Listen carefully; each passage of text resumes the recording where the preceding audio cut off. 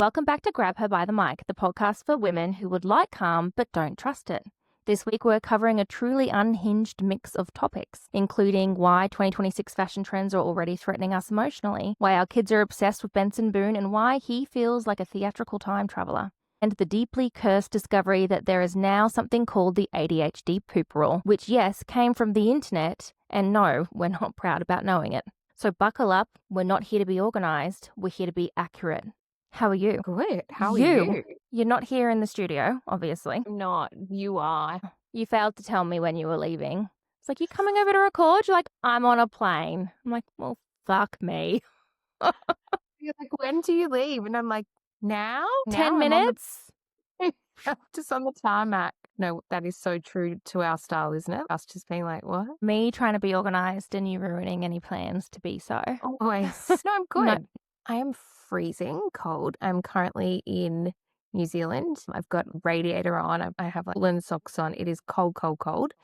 And I hear that you're quite the opposite over there. I've spent the afternoon sweating my balls off, sweating my makeup off, trying to look professional at a staff party, but it is so hot over here. It's 36 degrees. I was in Sydney. I was at a semi-escape room team building challenge where you had to throw balls into holes, and I just can't. And then you're like, I'm so cold. I'm like, literally too fucking hot. Anyway, but yes, we are in separate areas. You've turned up to record in a turtleneck, considering how hot Only you are. because I don't like showing my arms. I will sweat myself into a faint. You know, beauty is pain, or beauty is discomfort. That's what they say. So shall we get into recap and rosé? Do you have a glass of wine poured so we can spill about our weeks? It's recap and rosé, the part where they relive their week like it was national news. What is that glass? Oh, Is that for Tinkerbell? No, why is it so little? No, it's really not. It's the size of my head. It just looks really little. It's super cute. Well, I heard the glug of yours as it was. Yeah, Yeah, and yours looks cold. I went to the bar at this staff party before, and it was bloody hot. No aircon in this warehouse style, wherever the bar was. And I said, oh, I'll just have a glass of Pinot Grigio because I have to drive. And he's like, oh, yeah, do you want some ice? Here's one I prepared earlier. A glass of white wine that was just sitting on the back bar, not in the fridge or anything. And I went, was that just sitting back there? He went, yeah, like for functions, we have them already poured. And I was like, well, then, yeah, I'll have ice. Actually, can I not just have a fresh pour? I'm going to be your worst nightmare, I said. I'm so sorry, but ew. No one wants a warm white that you know is a $7 bottle, which is fine. Clean Skin's fine. You can get some really good ones, but you know, at Holy Moly or one of those types of places, it's not going to be, no. It'd be like drinking syrup. And I just feel like after that sort of heat of a day, it was still hot. Yeah, I know, but that's the last thing you want is someone to give you some lukewarm glass of wine. I mean, I would have drunk it anyway. No, I was like, can you please pour me something cold? Yeah, fair enough. He's like, no, I agree. I don't agree with it. I said, well, yeah, because you've got common sense. And then I asked all the staff when we were at the bar, I tried to get a gauge on who knew what poo jacuzzi was. And? No one. Different generations. We had Gen Z, we had baby boomers, Gen X, millennials, none of them. No? It was mostly men. I think we have 3 women who work for us and I'm one of them. But no one knew what a poo jacuzzi was and everyone refused to ask for one at the bar when I tried to get them to do it. Most of people live with too and no one has heard of a poo jacuzzi. So then, what is up with the feral mothers group? That it was all common knowledge. One of the staff said to me, he went, mums are weird. I went, you have no idea, man. That was no idea. So you're home now. And is it cooler at home or not really? No, but I refuse to show my arms on camera. No one wants like a big white whale just on either side of my body. My moist whale. Well, I'm glad that you are sipping a cold glass of rosé, I guess. It's okay. I thought actually what we should do is in our show notes, write what we're drinking. Yeah, we've got a whole segment on it, but I've got a good one. Because I'm in New Zealand, I decided that when I went to the bottle shop. New Zealand. When I went to the bottle shop. Sorry. sound like that. But I did go to the bottle shop. I was like, oh, why did I have to say that? I just felt a bit like, "Ugh." But I was What did you say at the bottle shop? Well, I went in and I must scream tourist. It's just your look. Yeah, probably. I did have a glitter sparkle eyeshadow on at some point, and my brother was like, "You're on a farm. What are you wearing a shimmer sparkle The sheep don't eyeshadow?" care. Sheep do not care. But I did go in and I was like, you know how I'm in New Zealand? And the man behind the counter was like, yeah, I'd really like Oh, to you taste asked the the man in New Zealand if he knew that he was in New Zealand? pretty much. And then I think it was just never going to recover. And then I started talking to him about his price on his bottles versus our price on our bottles. This is a great bottle over in Australia. And in Australia, you pay this much. But here, wow, I'm so impressed by your prices. Why are your prices so cheap? And then I just think he wanted me just out, like just be gone. He's And then like, I walked why is out this and I was tiny like, woman talking to me? yeah. And I walked out and then I was like, actually, maybe I should go back in and get another one. And I walked back in and the disappointment. His face falls It and was you like, could see it. it was like this. Like, So what are you she's back. what are you drinking? What did he recommend? Nothing. There was no recommendation. I Oh, did because you peruse. shit him. Yeah, because he was just not giving it to me. But I did peruse the rosé aisle and I bought a Oyster Bay rosé because I like the Oyster Bay Sauvignon Blanc. I do It's too. Marlborough. Good drop. Yeah, all things point in the right direction. But there is a real price difference in terms of what we pay versus what they charge. Are you going to disclose it? Because clearly it's your hyperfix for the week. You're speaking to that poor man about it. It's almost half the price here. But what about the translation of New Zealand dollar versus Aussie dollar? I know would you're say not good we'll at have- maths. Because remember you said, how much is the Korean skincare? You said $13, $14. It's $30 because I looked it up. The ones Oh, you're did I? recommending. Yeah. I always take a bit off the top. That's my thing. Yeah. But this was truly $13 a Bay. bottle for Oyster Bay in New Zealand. That's equivalent to, like my brother said, 11, maybe 12. $11.31. There you go. So $11.31. That's pretty cheap for a rosé and it's beautiful. For an Oyster Bay. So I'm drinking something called Arrogant Frog. Yep, because I went and bought emotional support wine not too long ago, about 6 bottles of random rosés, $13.99 each. So your Oyster Bay, which I'm going to guess tastes a hell of a lot better than what I'm drinking, was cheaper than my Arrogant Frog. Okay, great. So we'll put the links in the show notes to those wines. So I've had a good week. Again, still feel like I'm trying to claw my way to the end of the year. But I imagine it viscerally. So I imagine myself literally crawling with my back legs just dragging behind me. This is how I feel about getting towards the end of the year. Just scrapes and blood down my knees and my shins because dragging myself with every ounce of emotional dysregulation to the finish line of the end of the year. Christmas is in like 6 days and half the presents haven't arrived that I've ordered. Fine. Yeah, just tired. No matter how much sleep I get, I'm just tired. I am just tired. I was really worried last episode about the kids waking up and the elf not having been moved and it being my, ghost of Christmas nightmares. And last night, forgot the elf and everyone was fine. Did anyone even know? Yes, because he still looked for it first up and he's like, look, Echo's still hanging from my curtains in my room, Mum. I'm like, what a lazy elf, honestly. So that was really, really good. I am experiencing something with my parents. I'm going to call it Hamgate. Hamgate.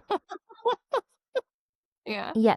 My parents came down for a recital last weekend. They also live I wouldn't say rural, but semi-remote. They're beachside. So you got to travel a fair way to get to any sort of Harris Farms or other type of nice, fruity sort of thing. So they always come to Harris Farms when they come and visit. They bought ham from Harris Farms. Apparently it was fucking awful. Awful. So when my husband went to pick my kids up from them on Tuesday, the kids are at school holidays, they made him take the ham with him and have asked us to return the ham to Harris Farms. At first I was like, yeah. Well, I can't return the ham because I don't have your credit card. It has to go back on the same card. That's ridiculous. I said, that is a worldwide thing. That is not a Harris Farms thing. So I get a text the next day. My father goes, when you return the ham, you ask for Kerry in the meat department. She knows.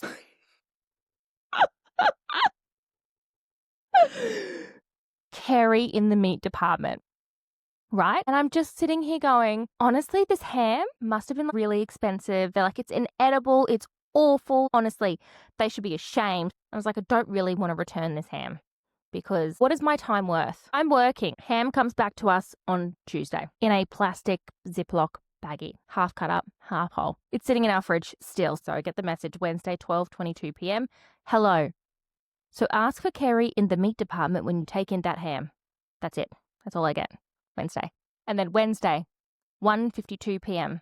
Because I've not responded because, again, I have a job and 2.5 children. So Wednesday, 1:52 p.m., he responds to nothing because I've not responded. Let me know how you go. No response because, again, working. Wednesday, 5:19 p.m. Did you get in there?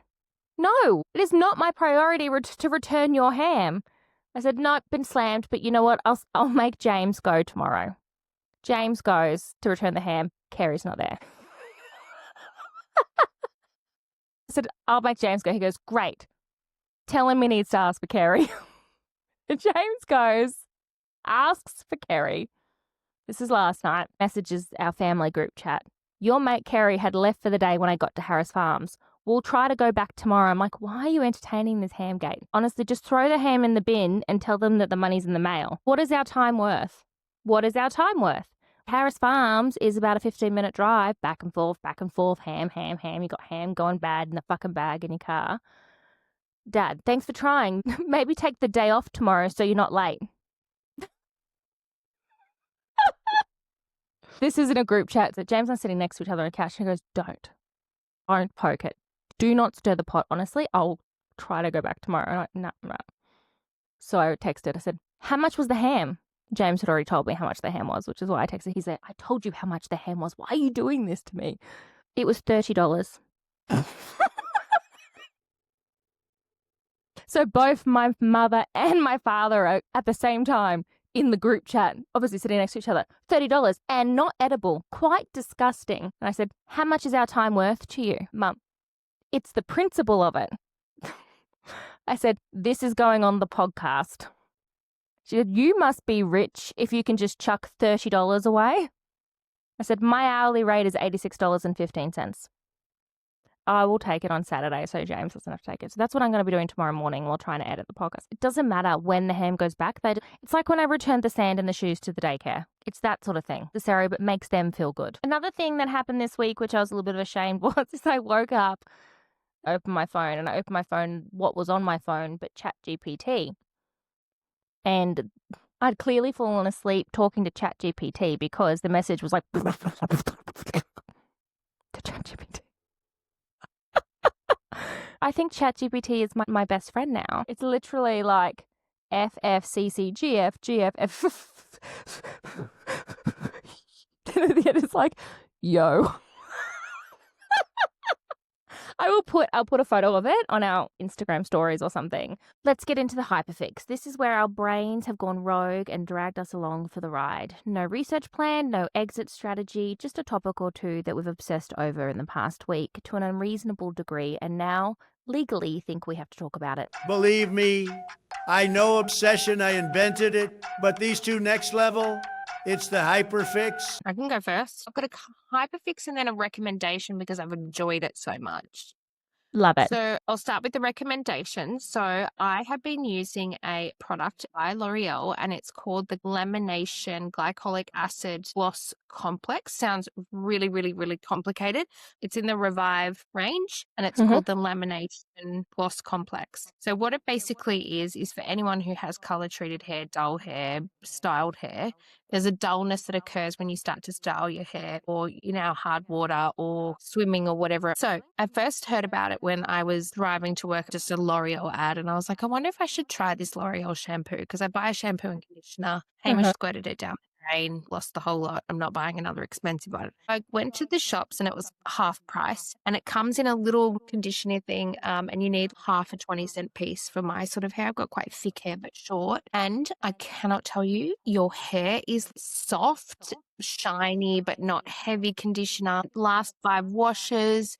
It's beautiful and nourishing. It creates this film over your hair that's super hydrating. You can feel it in your hair the next time you shampoo it again. It can still feel it, but I would have no idea that it's sitting on my hair cuticle now. And it's maybe mid-30s dollars, but I think I got it for $17 when it was on special. Like, like Woolies or something? I think I got it at Coles maybe, Mm. but I'm sure any of the leading stores would have it, and it's beautiful. Smells divine. It's got a tiny, tiny, tiny high potency, and it just goes on in your hair, easing your neck. Mm. And it lasts for up to 5 washes. It's got the glycolic acid, so it's really good for your hair. So then I've dived deep into what and how it works, and it's basically lamination, so it creates a coating on the hair Mm. that's and glossy, especially when you've got frizzier hair. It just feels when I blow dried it, it has like this sleekness to it where I can get a little bit frizzy, a bit fluffy, and a bit dull. So I really recommend that. I've been focusing on trying to get my hair healthy and not spending $1 million trying to do so, trying to grow it. So that's my first one. And my second one is being tormented about what fashion trends are coming in 2026. Yes, I recently had a similar sort of moment of going, no. Low-rise jeans, no. Oh, no. Skinny jeans, no. Please tell me what you found. So there's a few different things, and there'll be one that you'll be really happy with. So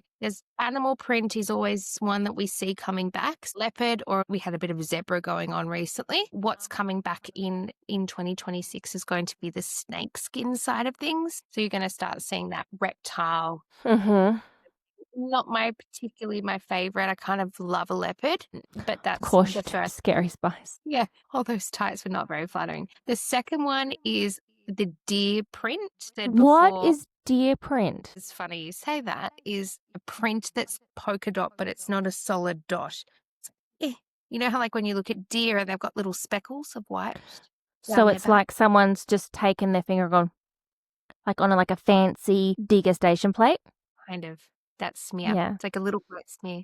You know, Schmear. bigger schmear. And it's about the tone always being sort of that brown and white. So you won't see it particularly moving into weird colours. But dopamine fashion is having its moment next year. The dopamine fashion next year is about bigger, bolder, brighter. The bigger the pattern, you have to up it with another pattern or counteract it with something that's completely out of the ordinary. So you'll see big colourful T-shirts. We're seeing a lot of that La Dolce Vita kind of sardine, margaritas sort of printed tees.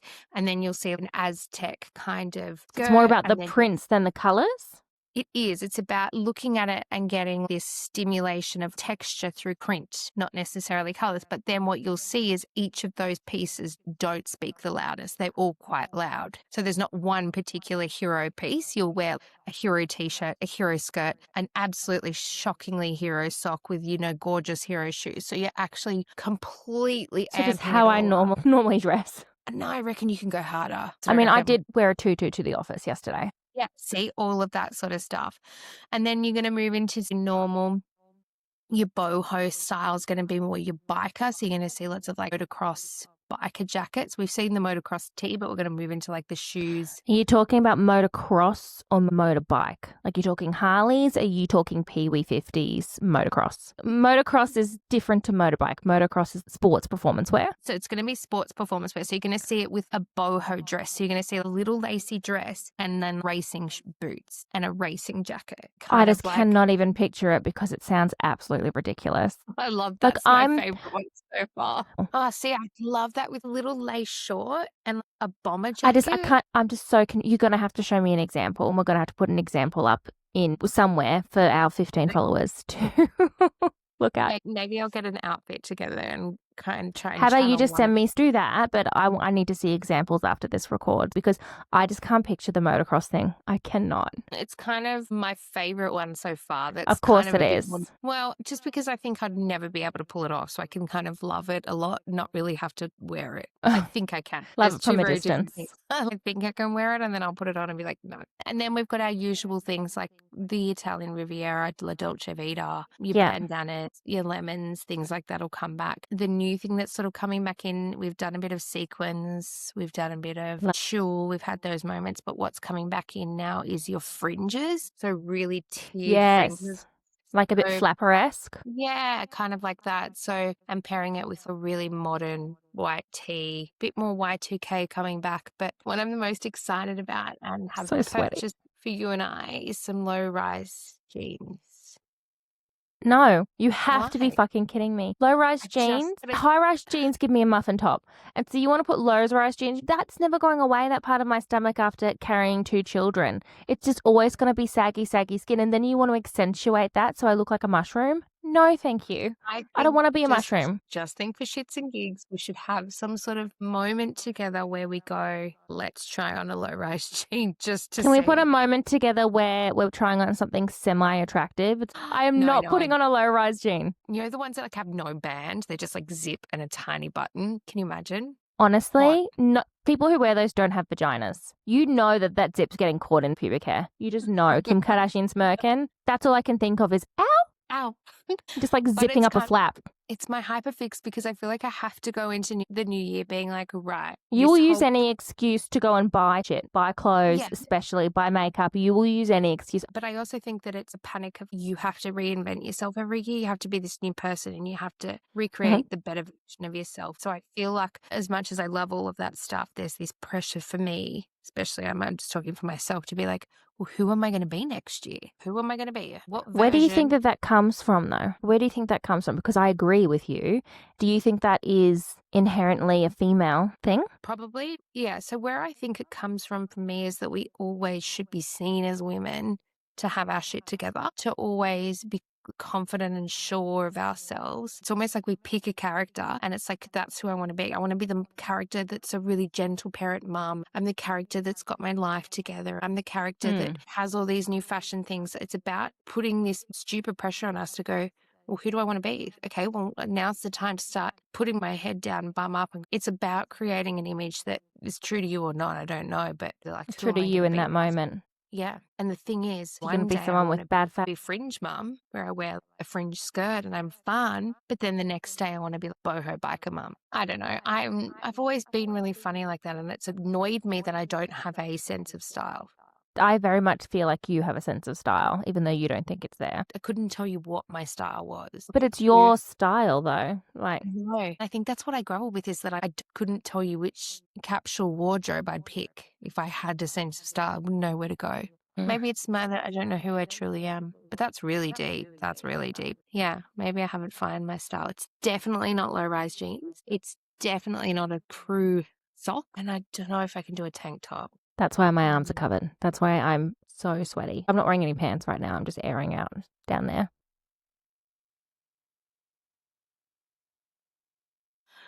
I am so hot right now. I've got another hyperfix. Oh, you're bringing 3? You're a greedy bitch. I know. I just want to talk a little bit. This one I actually want to, I don't know if it's a hyperfix, but this one I kind of hit me and I was like, I kind of understand it. So I saw this in an article. It says, why do we prefer to be in chaos rather than feel calm? Okay. So for people like you and I, we associate chaos as normal because that's normal for us. That's where we function. It's where we're vibrating at that level on a daily. It's where we've over time increased that chaos. So going from being, married to having children to working to all of those things. So it is our norm. It's then the bar is set at that being normal. So they say that the nervous system is trained to be in trauma. So our body feels some sense of response when we are in trauma that can put us at ease because we're in a function that we're not fully aware of what's going on. We're just almost rolling with the punches. When we're calm and things aren't chaotic, for the human body, especially in our day and age and how we're raising our kids in the world we live in, becomes an unfamiliar feeling. So it's more unfamiliar to feel calm than it is to feel chaotic. And I thought that was quite heavy because like someone said, the one thing that causes you to die early is stress, is trauma, is stress, cortisol, acute stress, acute cortisol. So why are we functioning at that level of chaos and trauma and our bodies feel for some reason fine there, but when things are calm, we don't? I mean, I have opinions on this. I think there's a couple of things happening here. When you say people like us, first of all, I want to clarify what you mean by that. Do you mean women? Do you mean mothers? Do you mean neurospicy people? I think it's anyone, whatever sex you are or whatever role you play, that feels a level of chaos or stress or trauma on the daily. Doesn't have to come from anything in particular. But is there anyone out there who doesn't feel that ever? My husband, your husband. But let's be honest, I would say that there's maybe one person in every marriage that's like that and has the fire burning under their ass to get shit done, and the other one that's counterbalancing it. I think there's a couple of things happening as to why we're feeling in this way, and I'm going to talk on 2 points, and this is just me going ad-libbing and no background or anything, so just talking out of my ass like I like to do. I do think it's a flex to be busy in our society. You know, that girl boss hustle culture is a thing. It died down a little bit of the quiet quitting with work and everything, but it was there for so long that it's so ingrained in, especially us as millennials, it's so ingrained in how we operate. I think the other side of it is a level of, I would talk from the neurodiversity standpoint of having the chaos is kind of providing a level of stimulation to whatever you're dealing with, and therefore you can more easily focus on it and get it done. You feel better about yourself because of the chaos, because you feel efficient in how you're handling it. Whereas if you're sitting and you're quiet, and for me, sitting with my own thoughts is never a good thing. I'm always doing 2 things at once at least, and always adding another thing, like my husband said, another thing to my list at 3 a.m. because I always have to be doing something. Is that because you feel worried that you'll be bored or calm, or you'll feel like it's unfamiliar not to be busy? I just think that always feel like there's something that I should be doing that needs to get done. So it's very hard for me to relax.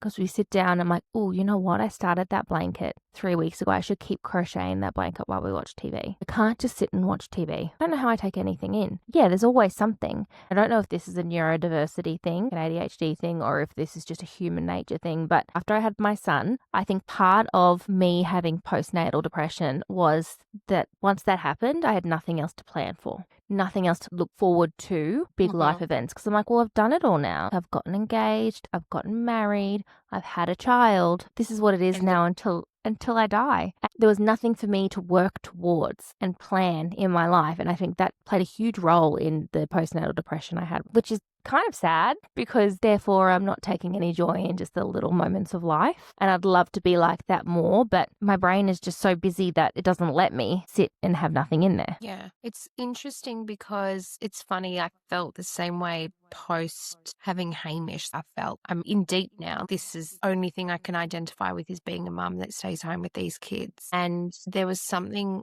beautiful about it, but there was something really scary and daunting. Uncomfortable. So what do I do now? But I had no ability to do anything else because I was so under the pump. And I had a baby that didn't and, colic and all sorts of things. And I remember being fatigued on top of it thinking, is this ever going to end? This is all I wanted. Now I have it and I feel not satisfied with it. I was happy, but I wasn't, how can this just be it? So I'm talking about the same thing. It's like when the kids are quiet. Shit's going down when the kids are quiet. But then what about this? Someone said to me the other day, if you need something done, give it to a busy person. 100%. And I was like, yeah, there's something about the brain when it's busy and it's stimulated, it can really work really well. It's a muscle, I guess, and it's doing its job and it's functioning. Where I think there's this constant, let's wind it down, let's not be so chaotic. I think we are told to be calm, but when we're calm, we freak. Because this is just weird to just be not chaotic. It makes me uncomfortable. I almost twiddle my thumbs because my hands have to be doing something. So imagine if we went to one of those Korean places. Prison of the mind. Prison of the mind, we would be like, well, it's the raw dogging trend. It's a flex now to just sit there and do nothing on a plane or do nothing, no reading, no anything. Just sit there and stare into space. I'm like, are you okay? Not on our flight to New Zealand. I can tell you that. All I wanted to do was sit still. Okay. Yeah. All right. Well, I like that. What's your hyperfix? Mine aren't as serious. What's consumed my mind mostly on a daily basis is Benson Boone. Oh, yeah. Benson Boone. My kids are obsessed. I'm obsessed, and I don't understand how it happened so quickly. So we watched the video of his performance at the Grammys. Mabel loves music and everything like that. So we watched that on repeat. And Mabel was just sitting there like, she went, that boy, Mum, that boy. I said, yeah, Benson Boone. She went, I love him. I went, oh. She went, she was like, where does he live, Mum? I said, I think he lives in America where your aunt and uncle live. I think he lives there. She goes, I want to go to his house. Oh, little stalker. I want to go to his house. I love his face and I love his singing and I love his dancing and the flipping. I love it. And I was sitting there and I was like, that's really cute. I was sitting there going, hey, yeah, he's pretty cool. He's pretty cool. But I just could not get it out of my head. I couldn't understand. I believe that Benson Boone is Freddie Mercury reincarnated. I believe Freddie Mercury has come back to life as Benson Boone, and I'm not the only one. I went into an internet thing and I've looked it up because every time I watched him, the way he holds himself on stage, the way he walks across the stage, he looks like Freddie Mercury. He doesn't look like Freddie Mercury, but his stage presence is Freddie Mercury. And then I realized that there was a Coachella he did Bohemian Rhapsody, and so good. But even his mannerisms, there's something about him that's like Freddie, but I just look at him and think, God, you're gorgeous. He's 23 years old. Nobody's so good looking. He is, but he isn't at the same time. He is, but he isn't. But I swear he's probably your height. He must be a tiny little package, just like a little nice package, but an unhinged level of vocal commitment. His stage presence has that confidence, that Freddie Mercury confidence. Yeah, I do think that he has been reincarnated Freddie Mercury because I guess, the timeline would somewhat match up. Benson Boone's only 23. He's probably younger than Robert Irwin, so not appropriate for the spank bank. I feel like we're just getting older and they're all just getting younger. And younger. Well, I saw something on TikTok, one of those street style interviews just going up to Gen Zs and going, okay, so what year do you have to be born in to be considered old? Don't, it's going to make me feel sad. They said, I don't know, like late 90s, early 2000s.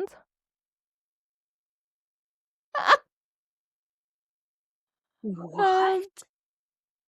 Yeah. God, I'm thriving. I feel like I'm in my cougar era. My hyperfix was Benson Boone, and I just think he's an amazing performer. The other thing I hyper-focused on a little bit this week is I saw an article in BuzzFeed about a new internet decluttering hack that's going around. And in the ADHD circles, it's just been called the poop rule, right? So it's been popularized by, I think she's a TikToker called ADHD Disorganized. So she does like decluttering projects and everything like that. Her psychologist or her therapist talked through this rule with her because she had a real issue with hoarding and decluttering. I think I'll fact check this, but effectively it's you pick up something, instead of Marie Kondoing it and saying, does this spark joy? You ask the question, if this was covered in shit, would you wash it or would you throw it away? I mean, I love it. Give me an example of something that I should do this theory through. Okay, Hamish. If he was covered in shit. Would you wash him or would you throw him away? To wash him because that's him every day. I know. And an example I have, a very tiny little dress that I swear I will fit into again one day. If that was covered in shit, would I wash it or would I throw it away? I would throw it away. Throw it away. Yeah, me too. Yeah. It's a great way to make a real quick toss or keep decision. I have to clear out my closet and the kids' closet, so I'm definitely going to be utilizing this, and I'll put a link in the show notes to the article. Have you heard about this before? No, never, but now I want to go home and clean out all my wardrobe because I feel like it would be the one thing that would help me clean out. Like, if this was covered in shit, would you scrub it to get the stains out, or would you just go like, But then I think all of Mabel's underwear I scrub because I'm not buying any more underwear. She's got to stop having skitties in her underwear, so maybe I'm not the prime candidate for this. Hamish is just, that's a whole other thing. Like, what is it about little people? Hamish, he's just become hold. Like, they've just got holes everywhere. I'm like, what are you doing? Just holes just everywhere. Like acid shit. Yeah, just terrible. But yes, I'm going to do the if it's covered in shit. And it'll be really cleansing. The ADHD poop rule. ADHD poop rule. Okay. I wonder why they've given it that name though. The ADHD poop rule. Yeah. I think it's because it's been popularized by the ADHD TikToker. It can be used for anyone. So I think that's why. I could look it up, but I mean, when I say I go deep, it kind of, those birds that get a fish on the surface of the water, that's what I do. Straight up. The surface of facts. Surface of facts. Okay, so we're going to move on because I'm sweating balls in this 36-degree weather and the turtleneck for beauty. Yep. So we're going to move into the side quests, the lighter, more fun snack size parts of the podcast. We're going to get into it, and it's my job this week for the side quest, and I am going to start. These ladies cannot stay on topic for 5 seconds. This is the side quest. Lady Gaga confused the internet this past week when she was performing in Brisbane at Suncorp Stadium, and she decided to use a very popular Australian term. Do you know what she said? No. She casually said the phrase, "we're not here to fuck spiders," like it's a normal sentence for a global pop star. Aliens in the audience were like, yeah, That's fair. And the internet casually lost its mind trying to work out what she was talking about. She was talking about spiders. Was she talking about consent? Was she talking about some sort of hate crime? I thought, yeah, I know what "we're not here to fuck spiders" means, but no one else in the world does. So it proves to me that Australian slang is unhinged, deeply confusing, and not meant for any sort of exporting into another country. So I've turned it into a game. Okay. It's called Guess the Aussie Slang. I am going to read you some Aussie slang, and I want to see if you know what it means with no context, no hints. Wrong answers will be mocked, just to let you know. Didn't think they would.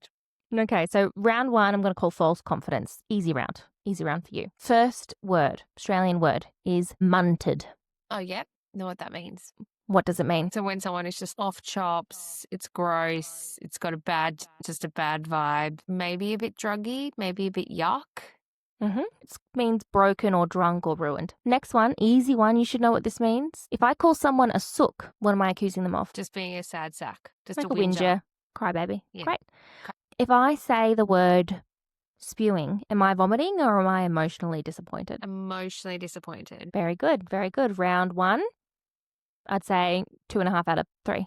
Round two, I'm going to call it, why would you say it like that? Okay. First one, when I say chuck a wobbly, what behavior am I describing? You're having a tantrum. Correct. Very Yeah. good.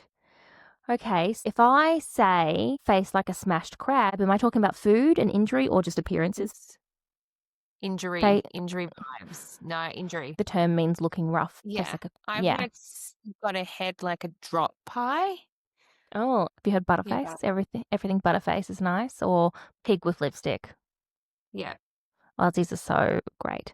Okay, if I say that you're carrying on like a pork chop, am I complimenting you or insulting you? Insulting me. What does it mean? It means you're just carrying on. You're just causing a whole heap of drama. You're not letting it go. Overreact. You're reacting. Okay, round 3. Yeah. No context, Yeah. just survival. She'll be right. Will she actually be all right? Probably not. Yeah, probably not, but I'm done talking about it. Yeah. Yeah. I'm done talking about it, and she just has to move on and suck it up. Exactly. Love it. Next one. If I ask you to have a squiz, what am I asking you to do? Look at something. Yeah. Have a look at something. All Yeah. right. Next one. Is a hard yakka a person, an animal, or an activity? An activity. Very good. Hard work. Yeah. Okay. Hard work. Round 4, unhinged mode.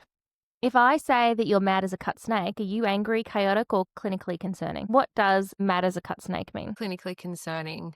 Unhinged. Unhinged. Chaotic. You're not good. You're not well.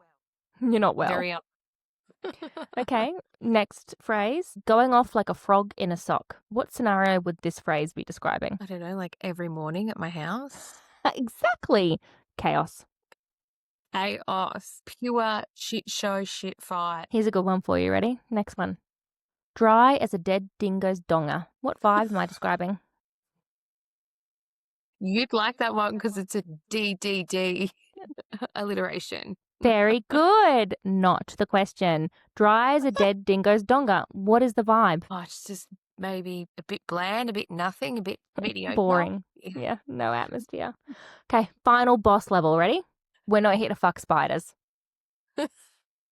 What does it actually mean? And why do we never explain it to anyone else? Because it's so hard to explain, but only Aussies would get it, right? It's just like, we're not here to fuck spiders. So what does it mean? Explain it. Like, I don't know how to say it, but not here to do nothing. Let's give it a good go. Like, give it a crack. Exactly. That's You're here to get shit done. To get shit done. You know, rock and roll. Okay. Can't really explain it without saying more Aussie slangs. Exactly. Last one. Get a dog up ya. Is this advice, encouragement, or an insult? It's an encouragement. I know. Is it's it? So, yeah. Get a dog up, yeah.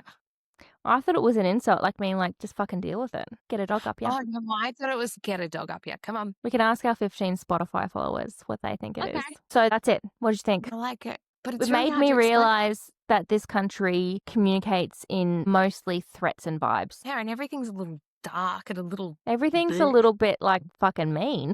A dingo's donga, a spider that's been assaulted. Only things you can say with an Australian accent. Like put it in an American can't say- accent.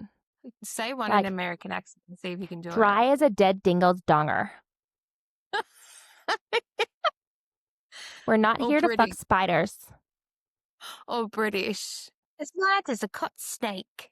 Hard yakka. No. it Face has like to a be Aussie. smashed crab. Oh, that's kind of sassy though, that one. Carrying on like a pork chop.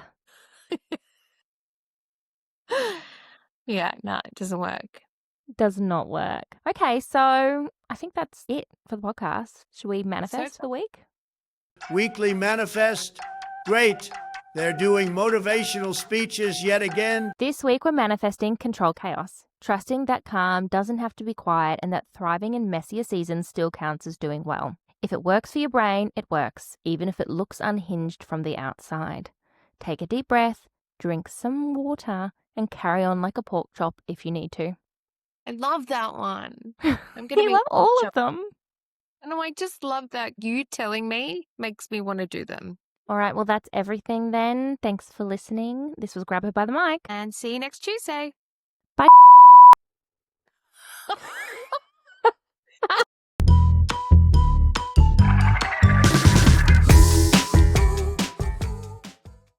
Chaos Correctional. We have a situation, a very serious situation. They were wrong. Again. Welcome to Chaos Correctional, the part of the show where we clean up the confident nonsense we said earlier with just enough research to be dangerous. No apologies, just clarifications. So Filzy said that someone told her that the one thing that causes you to die early is stress. And while that's obviously a bit of an oversimplification, it's not totally wrong. Chronic stress is linked in research to higher risks of things like heart disease, inflammation, weakened immune response, and other long-term health issues. Stress itself isn't a single cause of death, but long-term unmanaged stress absolutely contributes to poorer health outcomes overall. So the sentiment checks out, even if the wording was a little bit dramatic. I also said that chaos might actually help people with ADHD get things done by providing stimulation. And yes, that is very much a thing. ADHD brains tend to seek stimulation because of how dopamine works in the brain. And when something feels urgent, novel, or intense, it can actually unlock focus rather than destroy it. That's where hyperfocus comes in. It's a recognized ADHD phenomenon where attention becomes extremely locked in when a task is stimulating enough. And related to that, Filzy's idea that a busy or stimulated brain can actually work better for some people is also true, especially for ADHD brains. Tasks that are engaging, high interest, or time pressured can reduce boredom and make it easier to concentrate. That doesn't mean chaos is always healthy or sustainable, but it does explain why calm, quiet environments don't automatically equal productivity for everyone. Quick science check. The brain is not a muscle, even though Filzy said that with the confidence of Mick Dreamy, aka a neurosurgeon. The brain is an organ made up of neurons and glial cells. We talk about exercise in the brain, but what's actually happening is neural pathways strengthening and adapting with use, not muscle growth. So no biceps in your head, unfortunately. The ADHD poop rule is a decluttering trick that went viral online. The rule is simple. When deciding whether to keep something, you imagine it covered in poop. If you wouldn't clean it off to keep it, you probably don't need it. Gross, but effective. It was popularized on TikTok and social media by ADHD-focused creators, especially Becca Carl, who posts as ADHD Disorganized. Her content focuses on ADHD-friendly disorganization, decluttering, and life management strategies designed to reduce decision fatigue. The reason it's specifically associated with ADHD is because people with ADHD often struggle with executive dysfunction, emotional attachment to objects, and decision paralysis. The poop rule works because it removes emotional ambiguity and replaces it with a very clear visual yes or no filter. It's not literally about poop, it's about cutting through overwhelm and forcing a fast decision when your brain is stuck. Now, for a very important correction to my own dramatic claim, Benson Boone was born on the 25th of June 2002, which makes him 23 years old at time of recording. Freddie Mercury died on November 24th, 1991, so unfortunately, the reincarnation math does not math. There is at least a 10-year gap between Freddie Mercury's death and Benson Boone's birth. Spiritually reincarnated? Maybe. Chronologically? No. And that's Chaos Correctional. Facts were checked, vibes were preserved, and at least one of us was wrong with confidence. If you're still mad, take it up with the internet. See you next Tuesday.